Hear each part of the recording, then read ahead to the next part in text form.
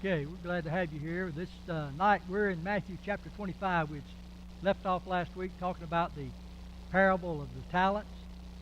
We talked about the three individuals who were given talents. One man was given 5, another 2, the third one was given 1 talent. Their master had gone off on a journey. When he comes back, he calls them in to demand a reckoning of how they've used those talents that he's given to them. The man with 5 talents had gained 5 more. The man with 2 talents had gained 2 more. But the third man came in and he said to his master that he was afraid, and he took that 1 talent that he had and he hid it in the ground, and he presents that talent back to his master. And we talked about, just introducing it last week, about why this man failed. 3 men, they're given responsibilities. 2 of them understood and appreciated the confidence that their master had in them, and they wisely used those talents that had been given to produce more talents for him. But that third man failed. We talked about the fact of the fear that he had. He told his master, he said, I was afraid. And so many times fear is what keeps us from being able to serve God as we should in doing what he wants us to do. And it just becomes a tremendous burden in life when we allow fear to keep us from doing what God wants us to do.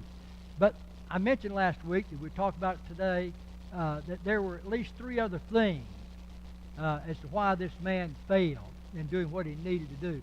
And I believe we left off with that idea of it. So he failed, but why? Well, besides the fear, that's the overriding thing, and that's the fear is going to influence these other things that are here. These aren't ideas that I've come up with. These are things that I've read in other books about it. Brother Neil Lightfoot had a book on the parables of Christ, and he talked about some of these things in his book. But number 1, he suggested he failed because he did not have faith in what? Didn't have faith in himself.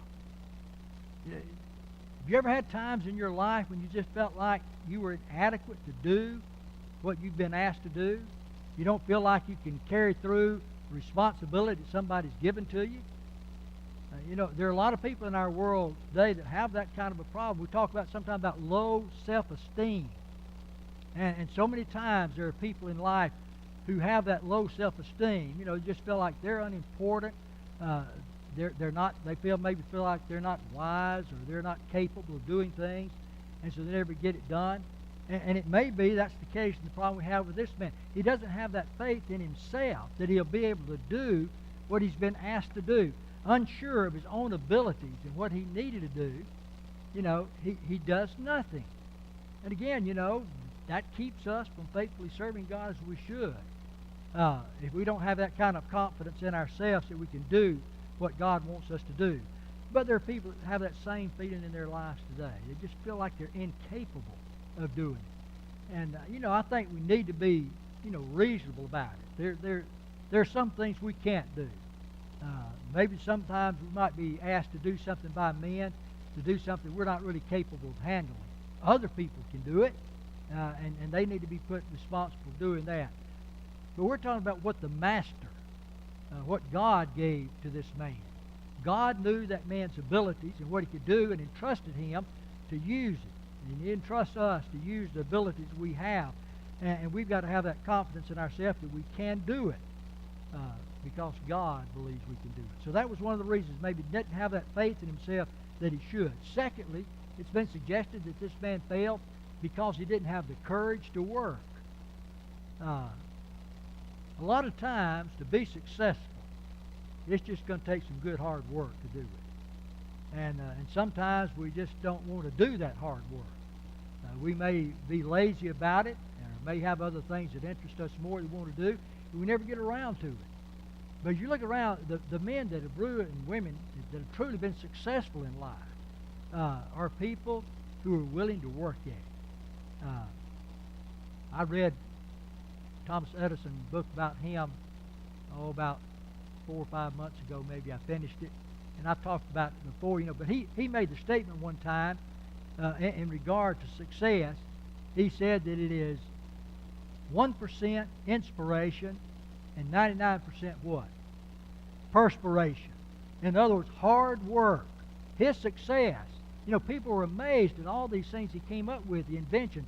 And sometimes it was things that people were working on and had never been able to get it.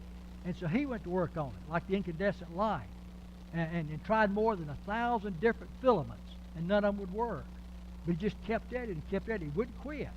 You know, that continued, being willing to work to do it. Some people don't have that drive to do the hard work that's needed, and because of that, they're not successful in life. And you're not going to be crowned with success unless you're willing to work at it. There are no shortcuts to success. We live in a world today, you know, where it seems like we like that idea of a shortcut. We wish there was an easy and quick way to do something. Many times it may not be possible. It's just going to take some good hard work.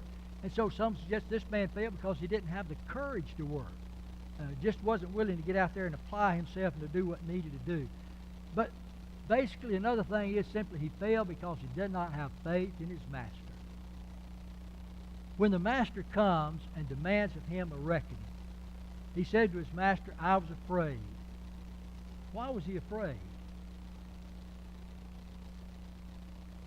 What did he say about his master? Yeah. He said, I knew you were a hard man. You know, you reap where you haven't sown, and you know, you gather where you haven't strong, you know. And so, you know, just felt like he was a hard taskmaster. He was asking too much of him. He didn't have any confidence in his master, that his master knew that he could do what he was being asked to do, and it was possible. And so that's a reason I think today sometimes when we don't succeed because of that very thing, we don't have that faith in God that we should have, that confidence that God has in us to be able to succeed and do what God wants us to do. This man really felt like his master was unreasonable in what he was demanding of him. And so he says, you know, I knew what type of a person you were, that you are demanding too much of me, really. And there's some people, sadly, that think about God in that way. They think God is a harsh taskmaster, and he's really asking too much of us. How difficult do you think it would be to get the gospel out to the whole world? More than 7 billion people in our world today. You know, you listen to that, and that just seems like an impossibility, doesn't it? To get the gospel out to that many people. Well, it would be impossible if just one of us had to do that. But it's not the responsibility of just one. All of us need to be involved in it. If each one does what they're able to do in serving God and doing God, it can be done. And God has that confidence. You notice that He didn't give that responsibility to angels to do that. He could have done it himself. You know, he could have broadcast in his own voice to the entire world as to what they needed to do and who Jesus was. But he chose to use us. And that shows the confidence that he has in us, the faith he has in us to accomplish those things. So, you know, we need to trust God and have that faith in Him, that what He's asked to do is things that we can do and need to get involved in it. Now, what we need to understand from this is, at least this part of it, is the fact that there are consequences to be faced either in using or not using your talents. The 5-talent man and the 2-talent man used their talents. And what was the consequence of that? Yeah, they're given more. You know, they both had made more. The 5-talent man had made 5 more. The 2-talent man made 2 more. But the 1-talent man who failed has his talent taken from him, and what's done with it? All right, it's given to the man that now has 10 talents. And Jesus says to whomsoever, if you don't do it, it's taken from you if you don't use it, and to be given to others. And there's a tremendous lesson for all of us to understand, and I think most people do that. That is the fact that if we don't use what we have, what happens? You lose it. I've thought about that so many times and different things that I was taught in school. At Woodlawn High School, we had a teacher by the name of Paul Cottle, and we had him for government. And one of the things he did, he had us to learn all the nations in all the continents and know the capital cities of those. And you'd be given tests on those things. Well, things have changed quite a bit. Now, and then I had to memorize, I had to learn all that for the test. But I haven't been tested on that in years. And I don't remember those nations. I mean, you had to take Africa, you had to take Europe, you had to take Asia. You know, learn all those countries and learn the capitals of them. But I only used it to pass the test. And since then, I haven't used it. And I don't remember any of it. And there are all kinds of things like that in life that at one time you knew about, you learned, but you don't use it. And so in time, you forget how to do it. I've forgotten so many times how to work certain problems we had in algebra or in trigonometry, you know, because I don't use that anymore. You don't use it, you're going to lose it. So this man who didn't use the talent that he'd been given has it taken from him. And so that's a consequence of it. If you use it, you get more. If you don't use it, you lose it.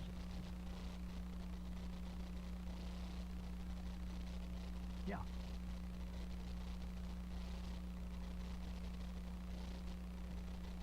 Yeah. Yeah. And that one talent is a lot. That's 75 pounds and whatever it was. Yeah. Yeah, and think about that. You know, what happens if you're given a responsibility at your job and there's a lot of money involved in it? And what happens if you blow it? Donna's nephew worked for a while with, I forgot which aircraft, which one? Pratt Whitney, okay? Making engines. They were working on jet engines, okay, for the new fighter at that time. I think it was the F-25. And so they'd worked on it. I mean, it's millions of dollars that going into this, working on it. And the first time they took it out to test fire it, you know, and it blew up.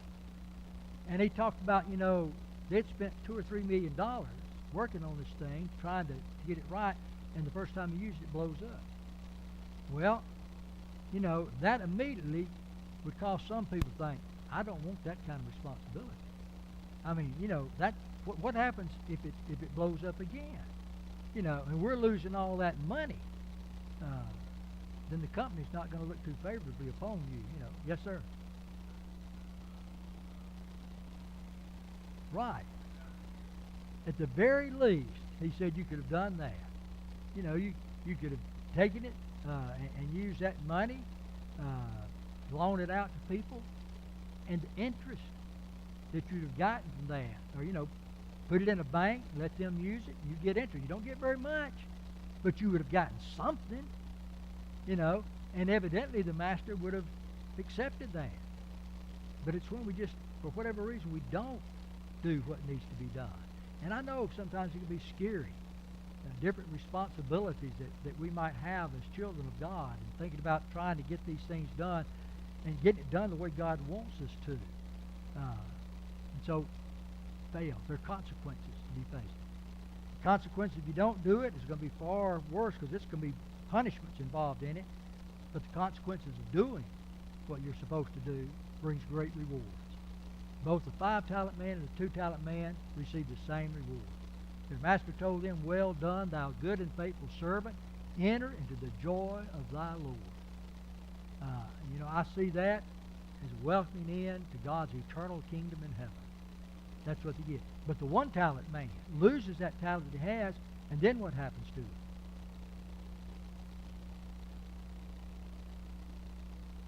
Cast into outer darkness, where he says there shall be the weeping and gnashing of teeth. Consequences to it.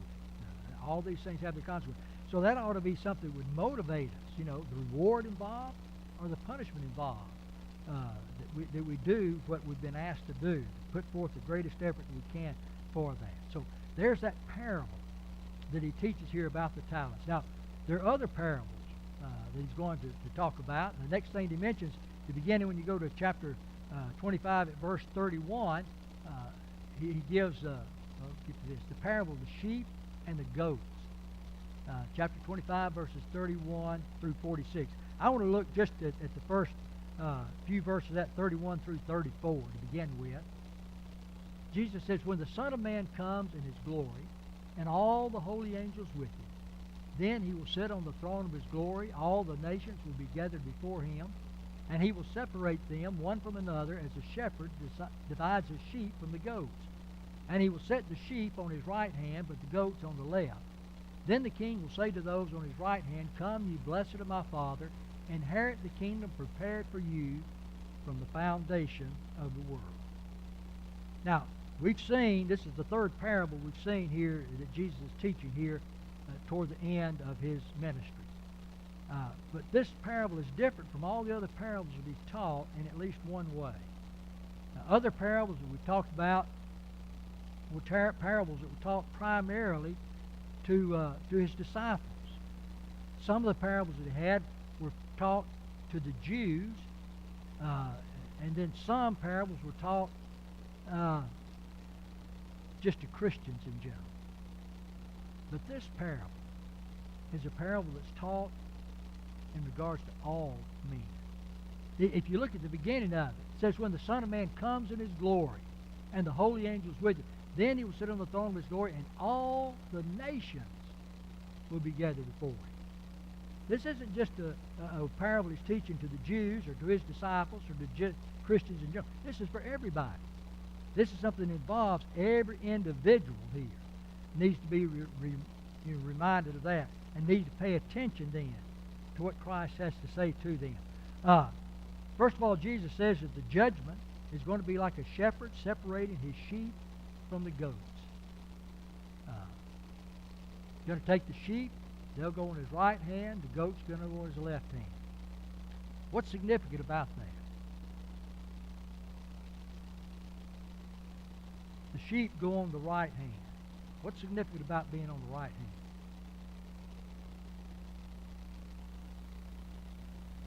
Yeah, usually to the right is a place of honor. Here in this case. To the left is a place of dishonor. Now, I don't know, all about this, but I was talking to somebody about it the other day.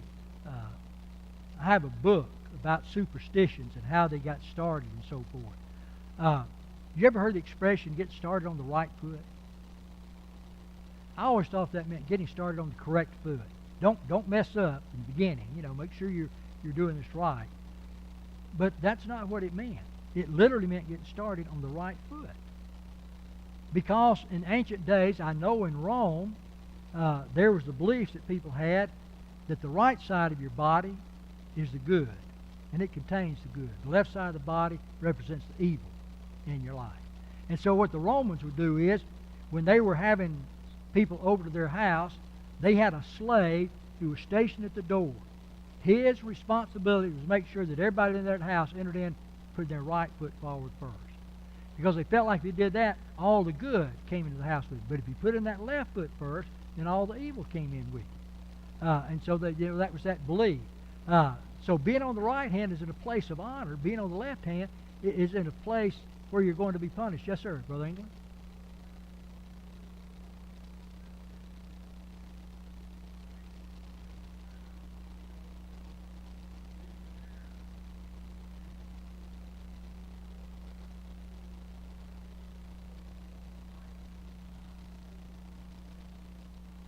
Okay. All right, very good. So, all these things you see about it, So, here's the judgment. And he's going to set the sheep on the right hand. So, the sheep represent then who? The saved people. And the goats put on the left, they represent those who are lost. And so, basically, here's what he's saying. Now, this just represents the judgment. That's all it is. It's a very simple thing, and it's a simple standard that's being done. And the standard that Jesus talks about here is, what have we done? What have you done in life, with what God has given you? And it's interesting to me when you look about this and all the things that are being required of them. From this, it doesn't matter how much you know. I used to think as a kid, that you got to the pearly gates, and before you could go in, they had a test. How well do you know the Bible? That doesn't matter. It's not a matter of how much you know. And really, it's not a matter of how much wealth you have. It doesn't matter how successful you've been in your life, physically speaking. Those things are not what matter. But it's what have you done in your life? What have you done in serving God. And so that's the standard he's using. And if you look at it, here's the thing to me that's remarkable. It involves giving in simple things. Now look again, just verses 35 and 36, what Jesus says to them here. He says, "For I was hungry, and you gave me food. I was thirsty, and you gave me drink. I was a stranger, and you took me in. I was naked, and you clothed me. I was sick, and you visited me.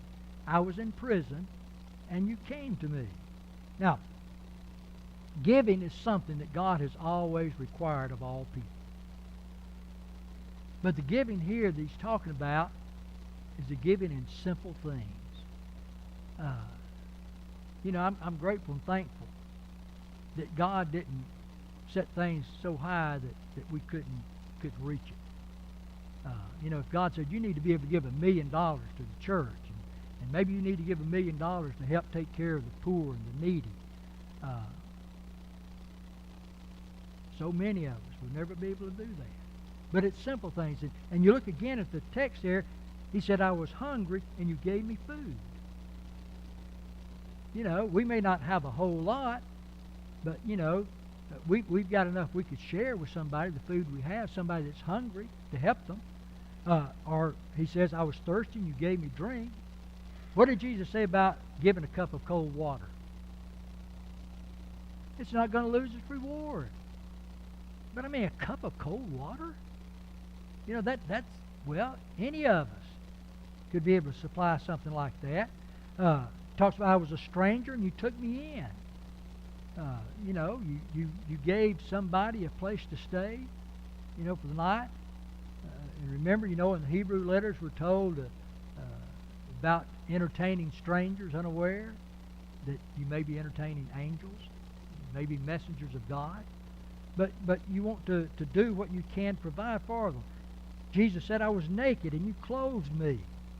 Now, it doesn't say that you had to clothe them in the best clothing possible, but you've given something there that will protect them, something that will cover their body so that they'll be modestly presented, but it doesn't have to be the best, but to supply something you can give to them. To visit those that are sick. This was mentioned last Tuesday in the men's class here for CIA. Rick was talking about it. Rick mentioned something that I told him one time when somebody was thanking me that their father had been in the hospital and I'd gone to visit them years ago. And I honestly don't remember that. I'm not saying that I didn't go. I'm just saying I don't remember it. And really, I think about things that's such a simple thing. I mean, that's, I didn't think of that as being something really tremendous that somebody would remember I did that. Or Jesus said, "I was in prison and you came to me." All of these things are simple things that we could do. Providing for them food, water, hospitality, encouraging them and helping them when they're sick or in prison. But sometimes people won't do that just because it's so simple. Remember on Wednesday night we talked about Naaman, and he's told to go dip 7 times in the Jordan River. And what was his response to that? Yeah, he was angry. He was infuriated by that. Why? Yeah, there were several reasons, but his servant, I think, saw the key to it. If he had bid you do some great thing, wouldn't you have done it? How much better that, he said, go dip 7 times. See, anybody could do that. And maybe his pride entered into, give me something that nobody else could do but me. But God has given us simple things to do. And we're judged based upon how we handle these things, just giving in simple things. Look at Mark 14:8. We'll talk about this a little bit more later. This is when Jesus had been anointed with oil, preparing him for burial. And there were those who became angry about it, thought that was a waste of the oil. And Jesus defended that woman, saying, "She has done what she could. She has come beforehand to anoint my body for burial." And I try to teach people and help them to understand, listen, that's all God requires of any of us. You do what you can.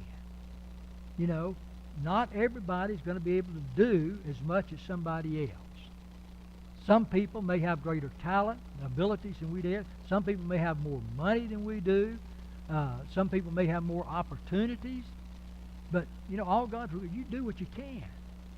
Now, other people were complaining about what this woman did.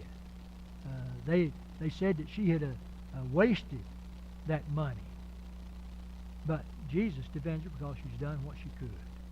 And so even in simple things, don't think that because it's a matter of something simple that anybody could do that it's unimportant. Do what you're able to do because it's all important. I thought about this song. There is a balm in Gilead. And I'm not sure if I've got the words right, but it was along the lines, if you cannot sing like angels. Amen. I can't sing like angels. But that doesn't mean I don't need to sing. If you cannot preach like Paul, I would never put myself out there on the level of Paul and what that man has done for the cause of Christ. But you can tell the love of Jesus. You can say he died for all. Now, those may be simple things to tell somebody that. But listen, those are important things. And we need to recognize that. You remember in Zechariah chapter 4, the first part of verse 10, for who has despised the day of small things? The small things, the simple things are important things. And this is what God and Christ have demanded of us. Do what you can, giving here in simple things. A second thing about this, that their giving here was they were giving without thought of reward. When they saw somebody that was hungry and they gave them something to eat, they didn't say, God's going to bless me tremendously for what I've just done. Now, he will. I believe that. I believe that God will bless us when we're doing his will. Jesus, give and it shall be given unto you. Pressed down and running over, shall men give into your bosom. I believe that. But these people weren't giving with that thought of reward. That wasn't what they were looking for. They simply saw someone was in need, and because of the love they had for that individual, they did what they could to help that individual. Remember now the parable of the Good Samaritan. There's a man that's been beaten and robbed and left for dead on the side of the road, and the Pharisee passed by on the other side, the priest rather, and then the Levite passed by on the other side. But then the Samaritan comes along. And what did he do for the man?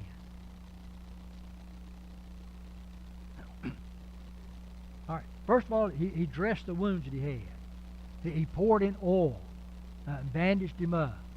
Then he took the man and set him on his own beast and took him into the town to the inn, and he gave the man money, the innkeeper money, and said, whatever more than this he spends, when I come back, I'll pay you. Now again, there's nothing in that to suggest this man is looking forward to reward. Now, I'm doing this just because I want a reward for this. No, he's doing it because he loves the man. He sees a man that's in need, and he can help him. And maybe envision, if that was me, I would want somebody to stop and give me help. And so giving without thought of reward. And so you look at what it said there, Matthew 25, 37 and 39. Then the righteous will answer him, saying, Lord, when did we see you hungry and feed you, or thirsty and give you drink? When did we see you a stranger and take you in, or naked and clothe you? Or when did we see you sick or in prison and come to you? Lord, I don't remember that at all. I don't ever remember doing these things for you. When did that happen? And Jesus explains to them about that. You don't understand. You're unaware of the good that you've done. But Jesus said, in that you did it to the least of these, my brethren, you've done it to me. Their act of love was spontaneous, because what they were doing in helping these people was in reality they were giving to Christ. And that's what Christ is telling them here. The king will answer in the day of judgment. He will answer and say to them, assuredly, I say to you, inasmuch as you did it one of the least of these, my brethren, you did it to me. When you serve and help other people, when somebody's hungry and you give them something to eat, and they're thirsty and you give them something to drink, it's like giving it to Christ. And I think, in all honesty, anybody who is a Christian, as a child of God, if you saw Christ in need, you'd be willing to give to Him whatever you have. But you need to understand, Christ isn't here anymore. He's not walking around in the flesh here on earth with us, but we can still serve Him by serving others. When we're willing to help others who are in need, Jesus says, you were doing that for me. Really? All right. And again, we want to serve God, and we need to love our fellow man as we love ourselves. And so we need to be willing to serve and do whatever we can to help them. And then realize when you're doing that, you're doing it for Christ. So these people didn't know that they were giving to Christ. That's why they asked the questions, when do we ever do this to you? Each of those people could have said to Jesus, Lord, we didn't know it was you. And it's not just those who helped by giving to others, but those people who failed to give to others. Jesus is going to say to them, on that day, that those who had refused to help, when you didn't give it to these people, you didn't give it to me. And their response could be the same, Lord, we didn't know it was you. And Lord, if we had known that was you that needed that food, we would have given it to you. And if we'd have known that was you out there that was thirsty and asking for a drink, we would have given it to you. But we simply didn't know it was you, and so that's why we didn't give it to you. And that, I think, is going to be the surprise and the judgment for many people, to hear what Jesus says to them about that. Each of these people would have been surprised. I want to look at the example here of Thomas Carlyle. I don't know if you know anything about Thomas Carlyle. He was a Scottish author, teacher, and historian.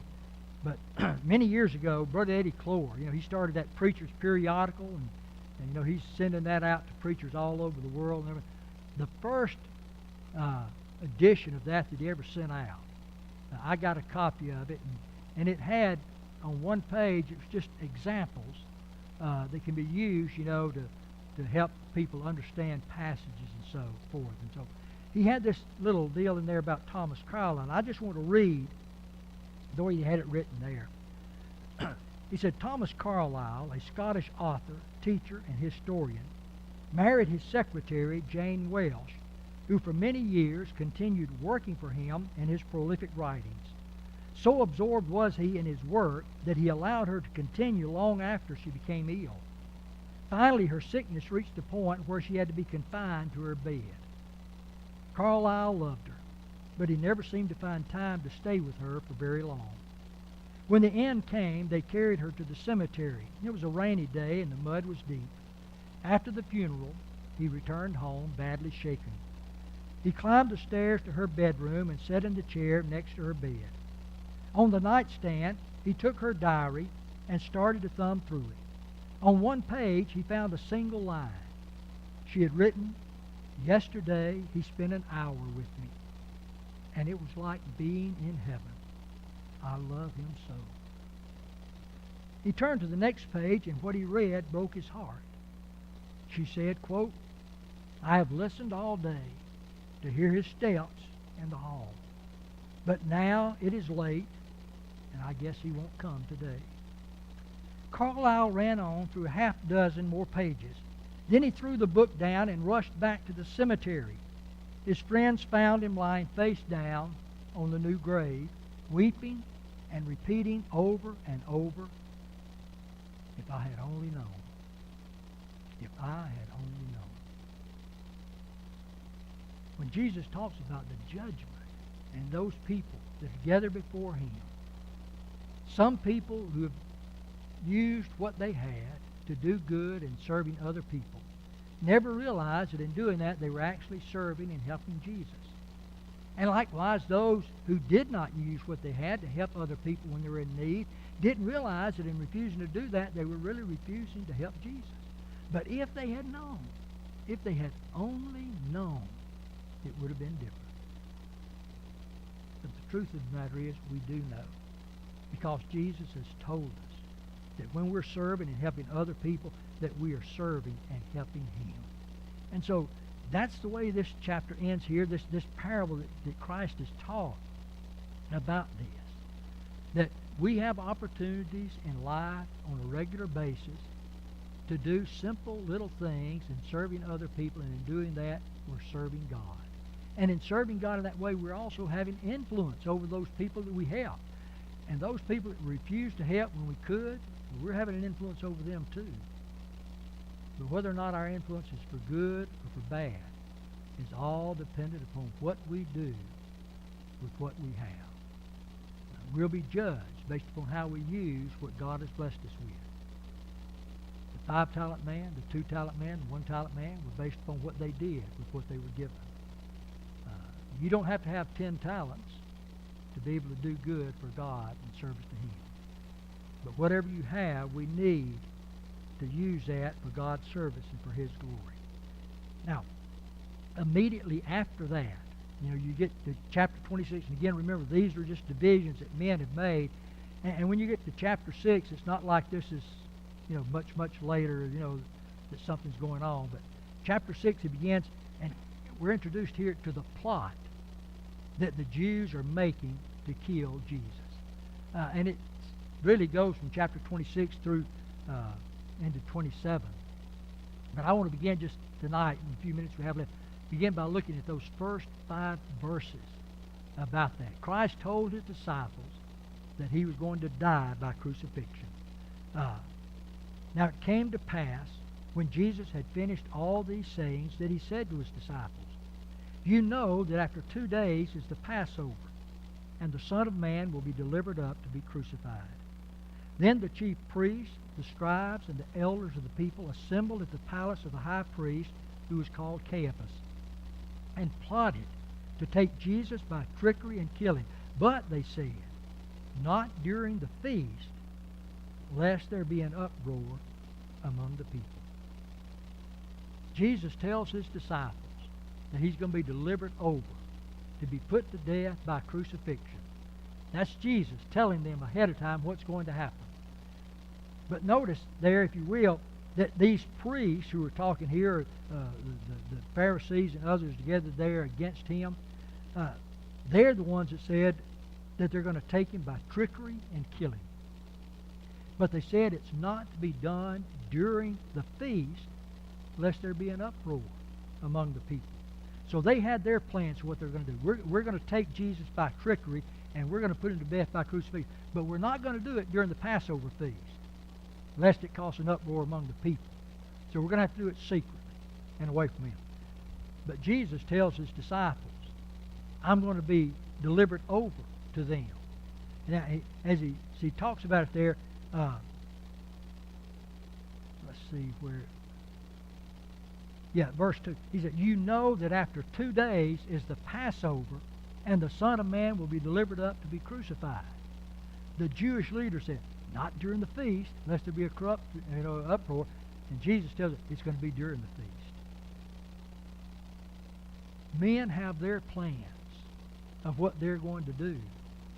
God has His plans. And man cannot, defeat God's plans.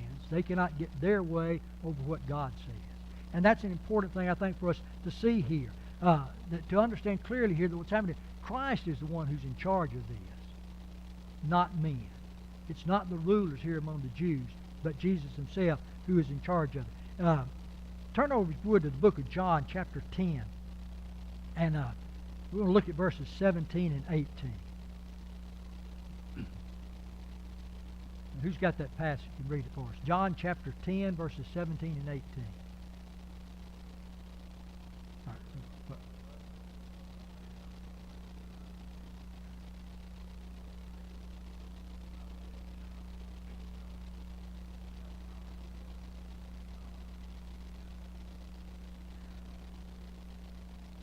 Okay.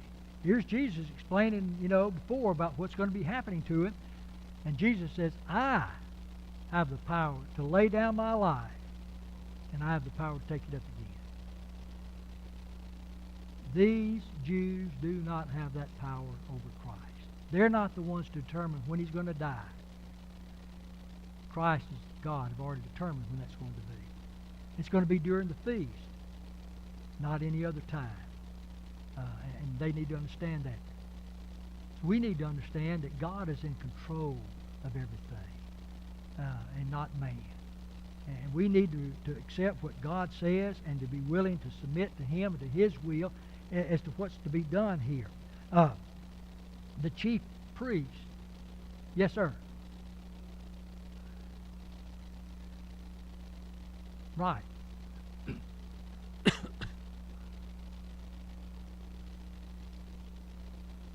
Yeah, their statement was about that, to take him by trickery and kill him. And evidently, we don't know for sure, but evidently it seemed like what they wanted to do was to kill Jesus secretly.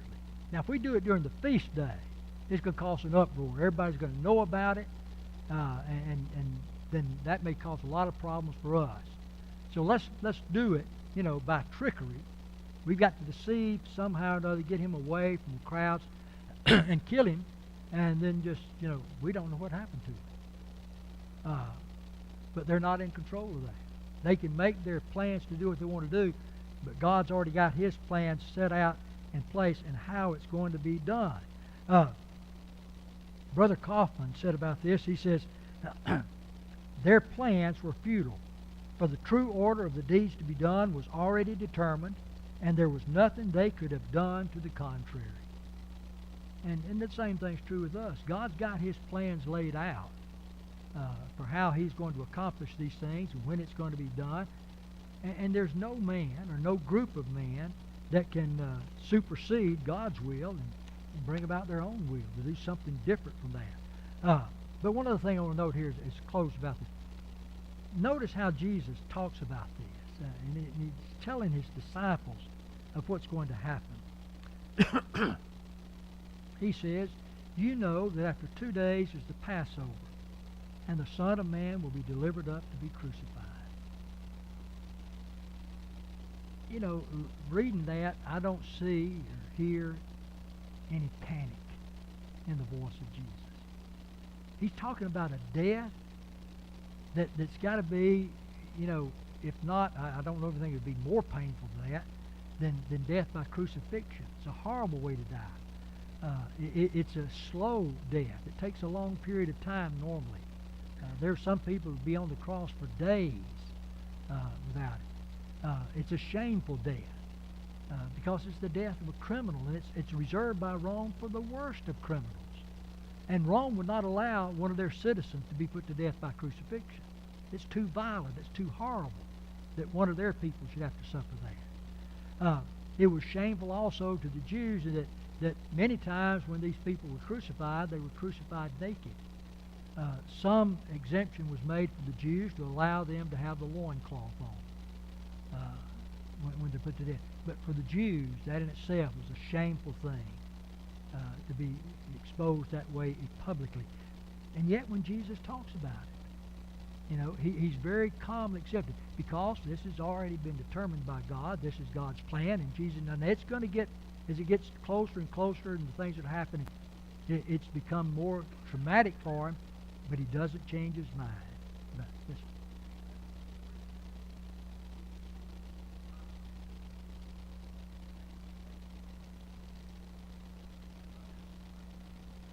Right.